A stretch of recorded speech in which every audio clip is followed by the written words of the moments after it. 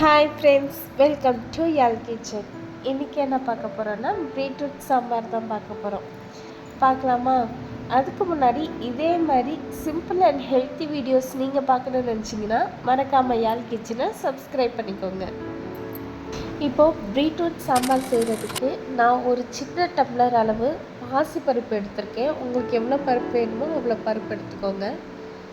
இல்லை உங்கள்கிட்ட பாசிப்பருப்பு இல்லைன்னா நீங்கள் துவரம் பருப்பு கூட சேர்த்துக்கலாம். இப்போது இது ஒரு கிண்ணத்தில் நல்லா அலசிட்டு இது கூட 1 டீஸ்பூன் சீரகம், 4-5 சின்ன வெங்காயம், 2-3 பூண்டு, அப்புறம் இதுக்கு தேவையான அளவு உப்பு, இதெல்லாத்தையும் சேர்த்து கலந்து எடுத்து வச்சுக்கலாம். அடுத்து இப்போ ஒரு பவுலில் நான் பாதி பீட்ரூட் எடுத்திருக்கேன். உங்களுக்கு எவ்வளோ வேணாலும் எடுத்துக்கலாம். பாதி பீட்ரூட்டை தோல் சீவி நல்லா கட் பண்ணி நீளமாக கட் பண்ணி எடுத்து வச்சுக்கலாம். இப்போ ஒரு பவுலில் நம்ம கட் பண்ணி வச்சுருந்த பீட்ரூட்டு, அதுக்கு தேவையான அளவு சால்ட்டு, கொஞ்சோண்டு தண்ணி ஊற்றி இது ரெண்டுத்தையும் பருப்பும் பீட்ரூட்டையும் ரெண்டுத்தையும் சேர்த்து நம்ம வேக வச்சு தனியாக எடுத்து வச்சுக்கலாம். பருப்பும் பீட்ரூட்டும் வேகிற டைமில் நம்ம ஒரு மீடியம் சைஸு பெரிய வெங்காயம், ஒரு மீடியம் சைஸு பெரிய தக்காளி, இது ரெண்டுத்தையும் நல்லா பொடி பொடியாக கட் பண்ணிவிட்டு ஒரு பேனில்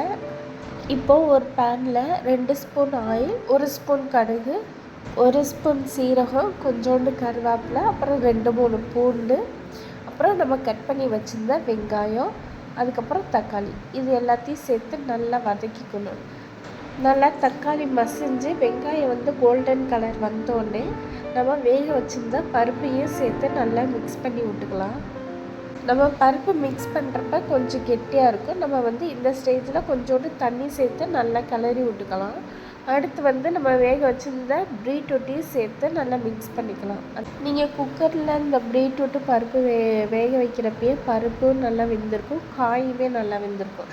அதனால் அந்த பீட்ரூட்டை சின்ன பிள்ளைங்க இருந்தாங்கன்னா நீங்கள் நார்மலாக ஸ்நாக்ஸ் கொடுக்குற மாதிரி அந்த காயை நீங்கள் எடுத்து கொடுக்கலாம். ஏன்னா அதில் உப்பு போட்டிருக்கனால காய் நல்லா டேஸ்ட்டாக இருக்கும், குழந்தைகளும் நல்லா விரும்பி சாப்பிடுவாங்க.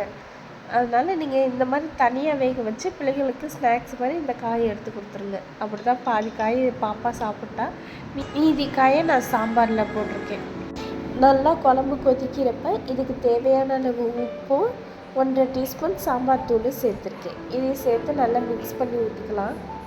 மசாலா தூளோட பச்சை ஸ்மெல் போகிற முடிய நல்லா கிண்டி விட்டு நல்லா 2 நிமிஷத்துக்கு கொதி விடணும். அவ்வளோதாங்க.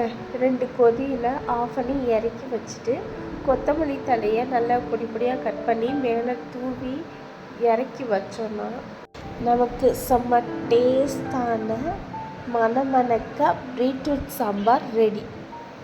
கண்டிப்பாக நீங்களும் ட்ரை பண்ணுங்கள். ட்ரை பண்ணிவிட்டு எப்படி இருந்துச்சுன்னு கமெண்டில் சொல்லுங்கள். அதே மாதிரி பீட்ரூட் சாப்பிடாத குழந்தைகளுக்காக இந்த மாதிரி செஞ்சு கொடுத்து பாருங்கள். சூப்பராக சாப்பிடுவாங்க, ஆசையாக சாப்பிடுவாங்க. அதே மாதிரி 1 வயசு 1.5 வயசு குழந்தைகளுக்கெலாம் நீங்கள் இதில் நெய் ஊற்றி சாப்பாடு ஊட்டி விட்டிங்கன்னா அவ்வளோ இஷ்டமாக சாப்பிடுவாங்க. கண்டிப்பாக ட்ரை பண்ணுங்கள். ஓகே ஃப்ரெண்ட்ஸ், இதே மாதிரி சிம்பிள் அண்ட் ஹெல்த்தி வீடியோஸ் நீங்கள் பார்க்கணுன்னு நினச்சிங்கன்னா மறக்காமல் யாழ் கிச்சனை சப்ஸ்கிரைப் பண்ணிக்கோங்க. உங்களுக்கு இந்த வீடியோ பிடிச்சிருந்துச்சுன்னா லைக் பண்ணுங்கள், ஷேர் பண்ணுங்கள், மறக்காமல் கமெண்ட் பண்ணுங்கள்.